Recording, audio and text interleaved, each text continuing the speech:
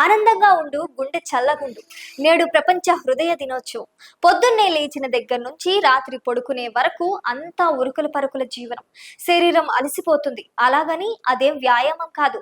ఆకలైతే కడుపు నింపుకుంటాం, కానీ అది ఆరోగ్యకరమైన ఆహారము కాదు.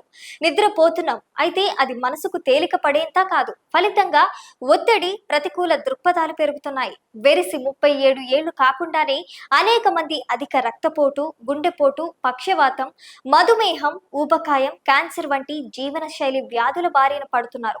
అదేవిధంగా ప్రపంచం మొత్తం మీద ఎక్కువ శాతం మరణాలకు శారీరక రుగ్మతులే, గుండె జబ్బులే ప్రధాన కారణమవుతున్నాయి. అందుకే ముందస్తు జాగ్రత్తల కోసం ముఖ్యం. జీవన శైలి కాస్త మార్చుకుంటే చాలని సంతోషం, సంతృప్తి ఈ రెండింటిని బ్యాలెన్స్ చేయగలిగితే వారిలో గుండెపోటు, అనేక రకాల వ్యాధులు రాకుండా ఉంటాయని తాజా పరిశోధనలో వెల్లడైంది.